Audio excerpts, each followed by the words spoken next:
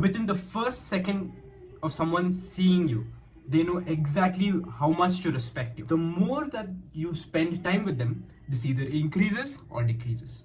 Right? It's not whether they respect me, it's how much do they respect me. Because there's a baseline of respect that every general human being has to another human being, right?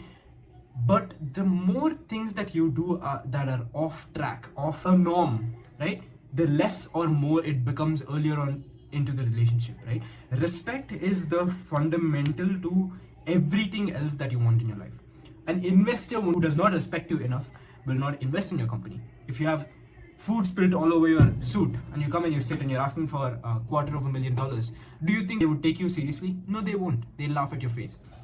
The date that is overwhelmed by all your bullshit stories will not take you seriously either. The sales prospect who sees that you're overselling and you don't believe in what you really say will not buy from you. What you need to understand is that the way people see you and the way that the room treats you is really, really important. Not for sales, not for dating, but for everything in your life. The way that other people treat you, people who you're interacting with for the first time are going to learn how to treat you. That is one.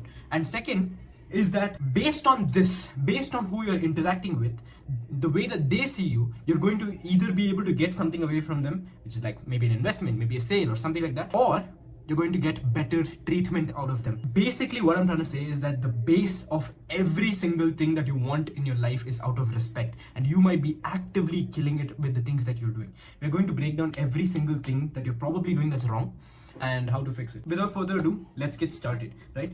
So the first thing about getting the respect that you want out of a room is you need to stop over explaining and over talking, right? So most people have this habit. It feels good to talk about yourself. We all know this. It feels so good to tell stories. It feels so good to say random instances which are funny, right? But what you don't realize is that the more you talk, the more ammo that you give them to know how full of shit that you are. Some people just cannot stop talking about themselves. On sales call, they over-explain, they oversell. On dates, they overshare. With friends, they over-explain things. Like, it's just so ridiculous how much people cannot stop.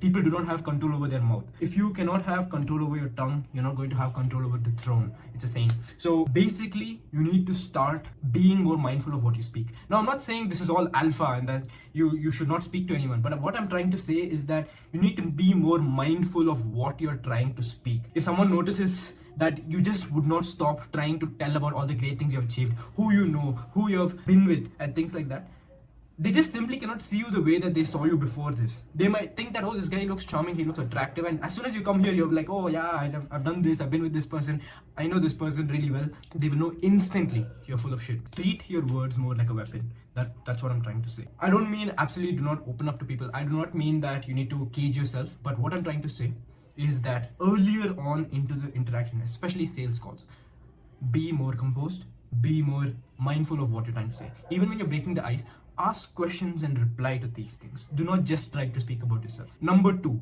your words should carry some weight, okay? If you said that you had to leave 5 minutes ago, leave exactly at that time. If you say that you need to leave in 15 minutes, leave exactly at that time. The problem with even the smallest of instances where you say that, oh, I'm going to go to this place tomorrow, and you don't go. Okay, suppose you say that, oh, I'm going to the gym, I'm going to join the gym tomorrow, and you don't join. What that's signaling to people, maybe they don't think this actively, but what it's signaling is that, oh, this guy says things, but he does not do them, right? So what if he says that he got my back, but he really does not mean what he says, right? So you want your words to carry weight, okay? The first point as well is that the less you speak, the more you sell. The less you speak, the more you get out of life. But the second point is that what you speak and what you do matters. The correlation between what you speak and what you do really matters. Because charisma is confidence matched with competence, right? You want to be the guy who says that, okay, I'm going to do this and delivers on it. You never want to be the guy that over promises and under delivers, right? So when you do that, your words no longer carry the weightage, which is why people zone out when you're speaking, which is why people do not take your words seriously. They mock your opinions. They do not take your perspectives seriously. Because you have said things and done something else. Subconsciously, people can sense that your words and its correlation to your actions are very, very far apart. You never ever want to be in that situation. Not in sales, not in dating, never in your social interactions, right? So if you're dealing with people, keep in mind that your words need weightage. Number 3, stop trying to prove yourself and let them prove themselves to you. This is the golden rule, right? In sales, in dating, in social interactions, does not matter. Let people prove themselves to you rather than you proving yourself to them. This is not even about doing that, but this is about the way you look at it, right? So when you look at it this way, you have put yourself up on a pedestal more than they have. The reason why you have that need to prove yourself is because you consider yourself beneath them to win their validation. What I mean is that you ask more questions to validate them. Do they fit the right criteria to be someone that I can be close to? Does she fit the right criteria to be my girlfriend one day? You need to ask questions like that rather than, oh, I just need to speak about myself how much ever I can in order to basically close them or date them, right? So that's a very, very horrible way of looking at it. The frame is bad, the way you look at it is bad, and most importantly, the way you look at yourself is horrible. Number 5, always in most interactions, introduce a frame. What I mean is that during dating or during sales calls, during any of these interactions, you always want to ensure that the person knows what you want out of this earlier on, right? So you're not here because you want to have fun. You're not here because you just hop on to sales calls every single day. You're here because you're looking for something. You are clear on your priorities. People really, really love this and respect it because they know that they can help you. They know that you are confident on what you want and they'll help you get it. You would be so surprised on how many people will help you achieve what you want if you just are so sure on what you want. If you sit on a sales call and you're like, listen, we don't work with just about anybody. We work with only people that we know we can help, right? I'm looking for XYZ and I just want to ensure that you fit that criteria. Can we get started? When you say something like that, they believe that, okay, wow, he knows exactly who he's looking for.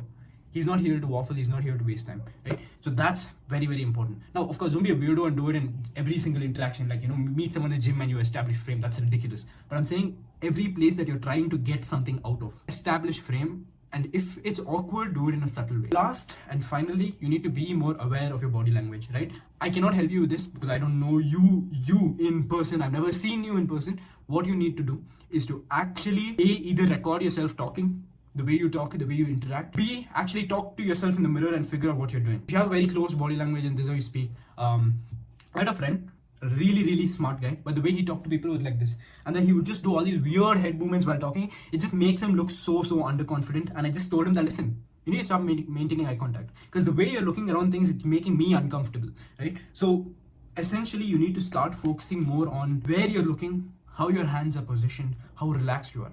The whole body language thing is all just one thing. If you're just confused about this whole body language, believe me, no alpha male tricks, none of that cringy bullshit. The whole of body language in sales and dating, every social interaction is very simple. How relaxed are you? How calm can you be when there's pressure around you? That's all body language is. The more you look around, the less you maintain eye contact, more tensed you look inside. So what do you do to look calm? You sit back, relax, calm down, focus on your breath. And you get the body language as a byproduct. You don't need to buy a $5,000 course. All you need to do is to stay relaxed.